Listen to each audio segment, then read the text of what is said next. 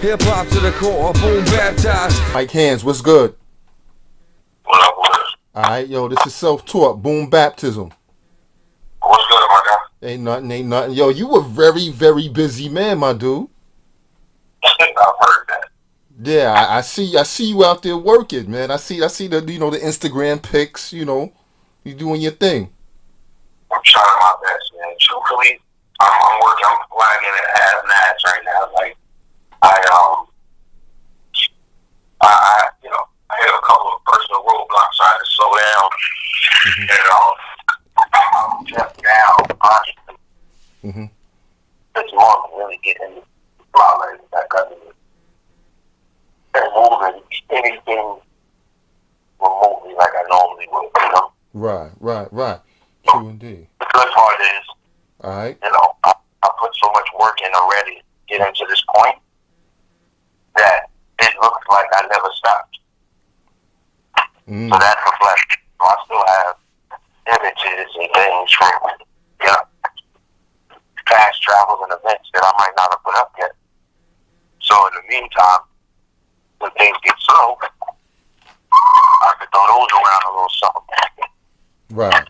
It'll buy me time, you know what I mean? Word. Now you from Brooklyn, right? Flatbush. Alright. That's what's up. But yo, this is the main question I want to ask you, cause you used to be Mike Handler, right? Yes, I was. Back in the I used to see you back in the back of the magazine in the jewelry ad.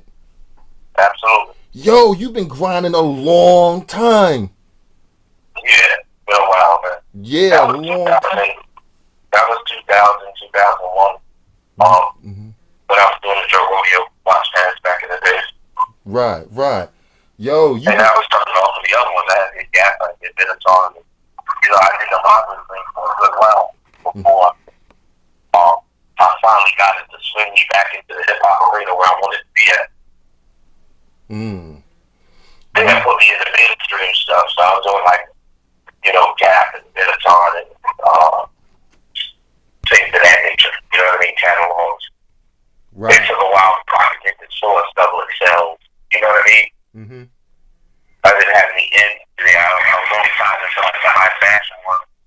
But finally, I made contact with the urban fashion one, which is ultimately to the music where I wanted to be at. Mm-hmm.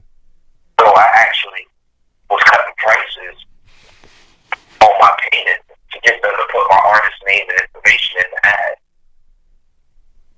So that's a little tidbit behind the scenes most people didn't know. Technically, the ad would have just been the watch information and my picture. That would have been it. Yeah. But due to trying to, create something, I took a couple $100 hit on my payment so that they'll put the new artist Mike Handler information on it. Right. Yeah. So how was the Barclay show? Great. Barclay went well. Mm-hmm. We did like a pop-up concert outside of the Barclay Center. Mm-hmm. It was actually great. Every one of the artists did their thing. The new artists that we introduced for the first time that day did well, and the ones that we've been working with did as well as expected. So it was great. And then my big brother Craig G came out and he gave me a set too. So that was a blessing. Right. So you threw that show? Yeah, the Writers Block concert. It's something I created a few years ago as a mobile platform for new artists. Right. And, of course, I have my team. I don't do it alone. Mm-hmm. My stage manager, Doc Ock, photographer, Lady Dot, publicist, Shamika Sanders, and my partner, Innocent. You say your partner, Innocent? Yeah. Yeah, I had him on the check-in a few months back. Yeah. Nice. Yeah, Innocent. Yeah, because you got the them recordings, right? Absolutely. Right, and that's you and him as a partnership, correct? Yes, sir. Yeah, that's what's up. Now I noticed a duck down / boot camp connection. How'd that come about? Well, I'm a Decepticon, so by street blood, I was already tied to the 8th anyway. Mm-hmm. Musically, being from Brooklyn, sound and style wise, it just made sense. So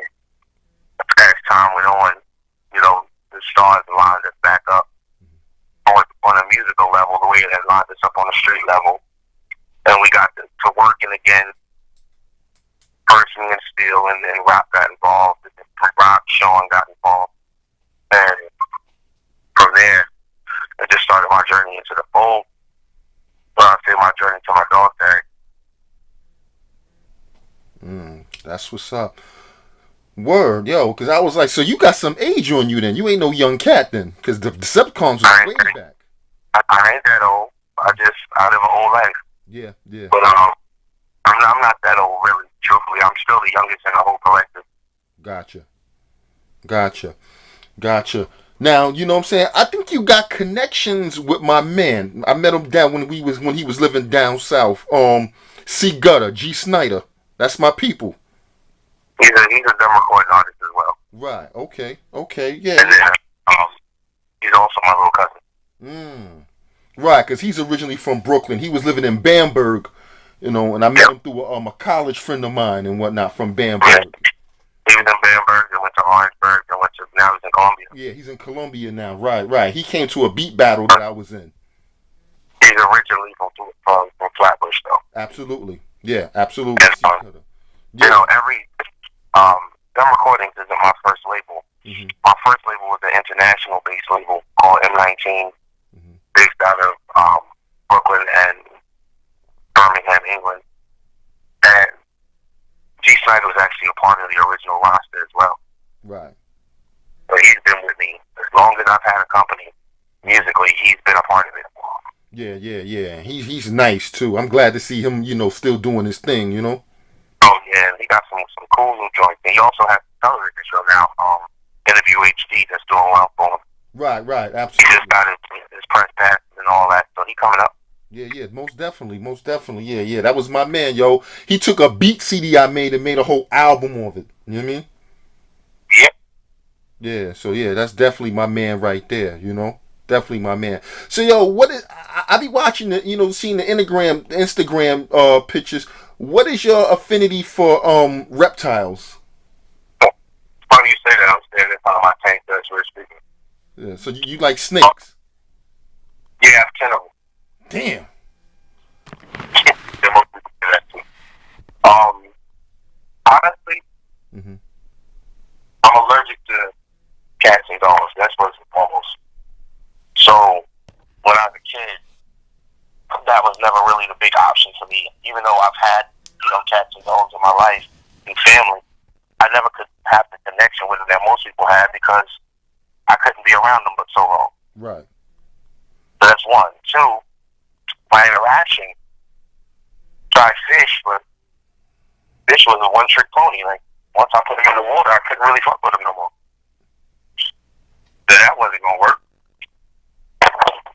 So then I got to bait reptiles, and it just worked for me. But then truthfully, the exotic aspect of them, one, their attributes and animalities, two, the way they move, the fluid nature that they have helps calm me down. And with my lifestyle, I rip and run so much that if I can sit and watch one of my snakes move from one side of the enclosure to the other, I probably finally pat myself down for an hour. Right. Yeah, that's crazy because I saw them pictures. I'm like, yo, what is he doing with all these snakes? Yeah, that's crazy. There's such a range of colors and species. It's just, you know, everything. I didn't set out to have it, but you know, there's so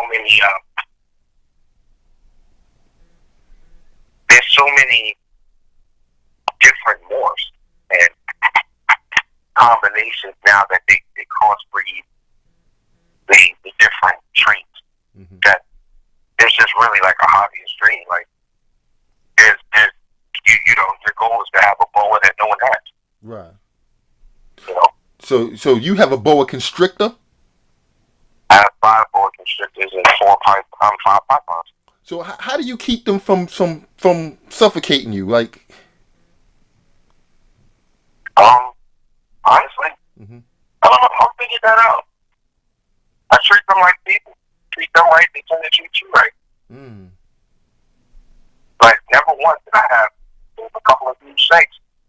One that, that has a size of 20 feet. Mm-hmm. And never once have I felt like, let me put my knife in my pocket just in case. I never felt like that. Mm. And you've never been bitten? Say that again? I said you've never been bitten? Yeah, of course. Oh, okay. You have to break animals in like anything else. Juveniles doesn't know anything but their base instinct. Mm-hmm. Fear, eating, survival, panic. Just like you don't know somebody your friend until they let you know. Right. It's one of those things. And they don't have, the advantages we have to reading personality. They read temperament and they can read energy. Mm. So, like, nervous energy is not a good thing, Right. Nervous energy makes them nervous. Right. Now, I watched a few of your videos. You haven't put them on in any of your videos, like rhyming with the snake around your neck or nothing like that? Nah. The first time I introduced the snake really to the music, the Duck Down Barbecue concert we just did, Mm-hmm. For Summer Stage, I actually bought the snake out. Mm. Other than that, other people have had my snake in their videos that they rent them. People will rent the snake. So I'll bring them out for their shoots, fashion shoots and video shoots and photography shoots. Mm. But, yeah, I mean, honestly, in the 90s, when I had some of my earlier animals, I did this one shot. I had this 7 foot by 4 foot by 2 foot tank for my biggest animal at that point. And what I did was, I called in the tank, and there's a scene where I kind of transform into the animal. Word.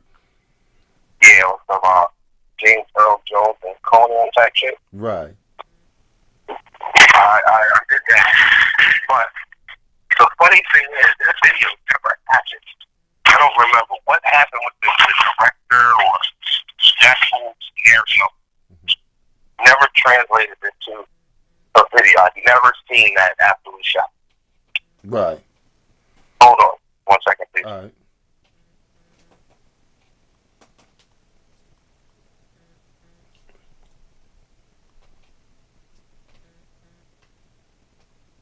Hello? Yep.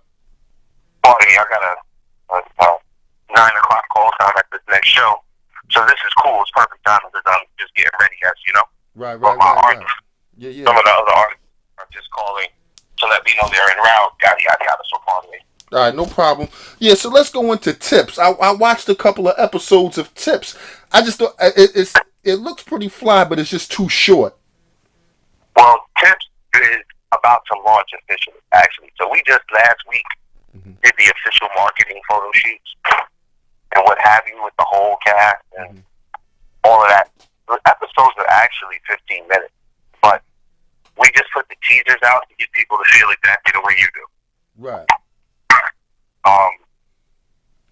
From there, we're going to line up and get ready to introduce the entire episode. So the clips you've been seeing are actually re-edited snippets of the actual episodes. Right. So that when we do release the full episode, it'll still have unseen footage. Right. Gotcha. Because I'm trying to figure out. I know Rockness Monster's a pimp. And then is that what it's about? We are delving into the stripper industry. Absolutely. Everybody else in their web series is in the streets and drug trade and that whole aspect of the street. Mm-hmm. But if you notice right now, very reminiscent of Atlanta, we'll say. Mm-hmm. New York City has a very thriving strip culture. So, because of that, there's a million stories particular, no pun intended, that can fit. So you have the different kinds of pimps. You have the different relationships with the pimps and the girls. You have the different girls now who don't need pimps, that are, doing all their marketing and branding digitally by way of social media. Right. Whereas a stripper that guy, or a model girl, quote unquote, that has 89,000 followers, you don't really need a pimp. Right. So we're tapping into that version. Like, what happened to the 30-plus-year-old stripper who used to have to go to Jersey or out of town so that her family didn't run into her, and now she got to compete with this 22-year-old girl that got implants and all this extra shit going on. Right. Meantime, she's still got her regular body that's been working for her thus far, but now she's competing with this not only younger but exaggerated. Right. Absolutely. These are all. That has to have some kind of repercussion. Mm-hmm. There has to be some kind of energy, something that's a byproduct of that. Right.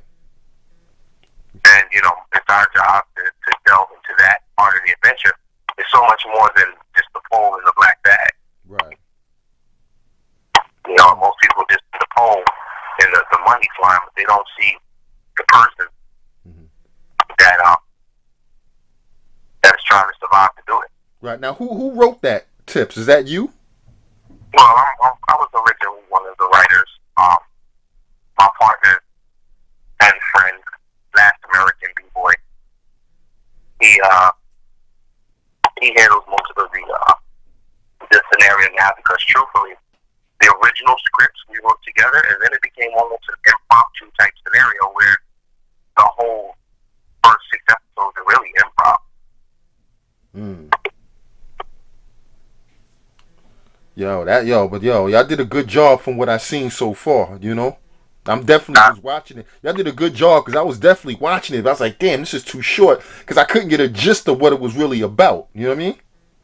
That's kind of what we were doing. We're just trying to bait. We're trying to bait the viewer. Right. And get them drawn in, even if they couldn't identify what they were drawn into. Right. What's cool is we have another show as well called Serial that we're working on right now that is about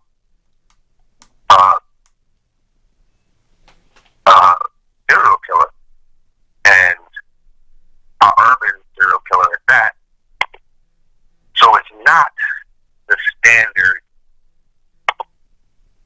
remake of Juice or remake of Boys in the Hood like every good filmmaker makes. Right.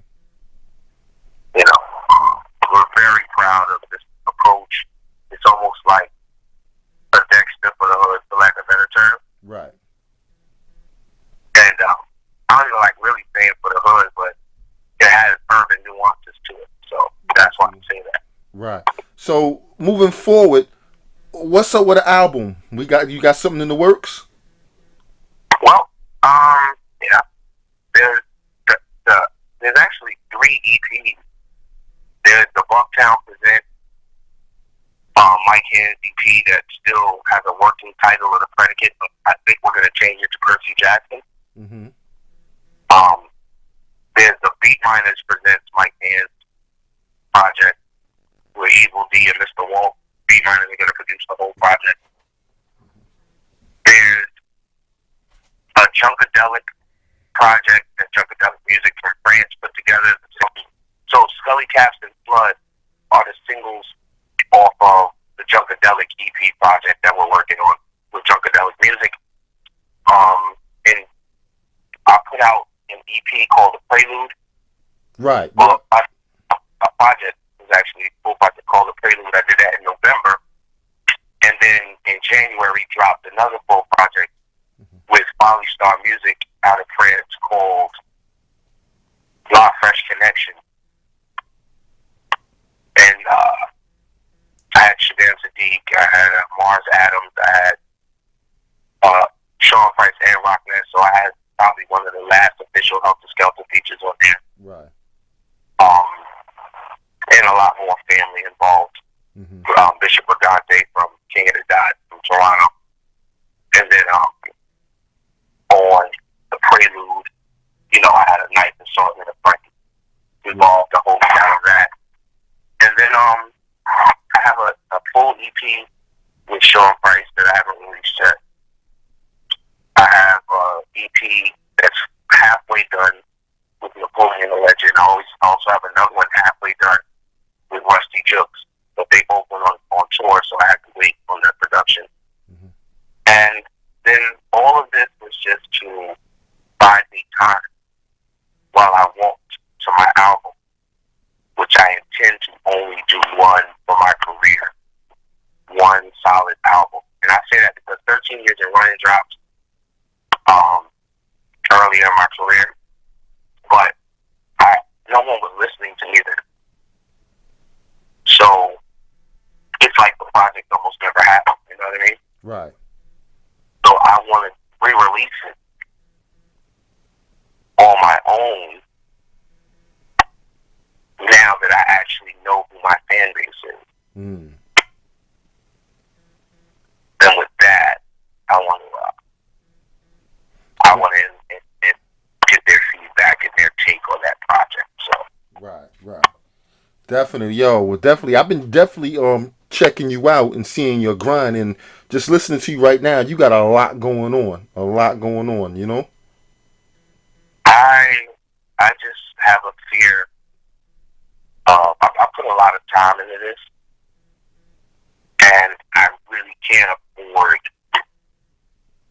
to fail at this point. Like, I can't look at my family and say that all the sacrifice, time, off, days and hours and months and years that slipped away and the all with enough. So it has to pan out. Mm-hmm. And then my children watch me work, and I try to teach them that hard work pays off. If I can't make that true, then I've lied to them. That's not what's up. Right, definitely. So hip hop pays your bills, then you don't have to work a job or anything like that. Everybody has to work, but I don't. I literally, this is what I do. I work at music. I make money selling verses and songs and books, mm-hmm. singing hooks for people, writing hooks for people, singing hooks for people, writing hooks for people. I do artwork. I'm a graphic artist for the last 20 plus years. I was also a clothing designer for 14 years. So I also do a lot of artwork and packaging and branding and marketing for people. So I definitely make my money that way. So I guess you could say hip hop here because it all has to do with the music line or someone else. Right. Definitely. And then, we're producers as well. So, I co-own a company called Phantom Music. Mm-hmm. Alongside Phantom and Beat, we did Magic Stick with Kim. We did. Oh, really? Yeah, we did Apollo Kids with Ghostface. We did Take It Off the Buster. So my partner, Phantom, on the Beat. Yeah, that's from the UMCs, right? Yeah, Handz G, that's my business partner. So we have a production and record label together. Wow, so I didn't know another side revenue stream. Like, we just had Magic Stick placed in the Now You See Me 2 movie that just dropped in 10. So, that kind of reinvigorates the way we can do things sometimes. So, he's a blessing because, he taught me to produce and pulled me into that existing situation. So, yeah, I didn't know you made beats. That's what's up. Well, nobody knows I make beats. That's why I hide behind my partner. Right. Got you. When I do production, I like it to be a hobby. I like to be able to do it at my leisure. I like to be able to do it because I like to, or because I feel to, not because I got 4 or 5 people waiting on me to come up with something. Word, that's fly right there, my dude. But anyway, I know you're getting ready for a show. Now, I don't want to hold you up, but I want to thank you for being on the check-in and taking time out of your busy schedule to kick it with me, Absolutely, man. Salute my partners. Because without them, I couldn't have said, man, one of the best producers I know that actually took me on that journey with him. So he got me some accolades from associations, so that's a blessing. Salute my partner, Innocent. Without him, I wouldn't have a label to do what I'm doing right now, a platform to push myself in a way and push him and the rest of these artists to what we do. Because he picked me up from a darker spot after a not so decent run. You know what I mean? Right. And when I was kind of feeling like, you know what, I'm just going to forget it all and just I'm going to take care of me, which is not my nature. He gave me a reason to in a platform to be me, which was to be able to help other people and contribute to other people's stories. So that was a blessing. My whole parents' live team, without them, I wouldn't be able to do these shows, be on the road like we are. I mean, the Writers Block is in 9 cities now. So without my song, I wouldn't have been able to pull that off. Right. And then my recording song, without my artists running around screaming, it's them everywhere they go. They wouldn't matter what. Definitely, yo. Well, you definitely shining, my dude. And once again, thanks for being on the check-in. You know, and no doubt, definitely. All right, my dude. Peace. Stay in contact, man. If you got the dates for me, I'll let you know. All right, that's what's up. Peace. Hip hop to the core, boom baptized.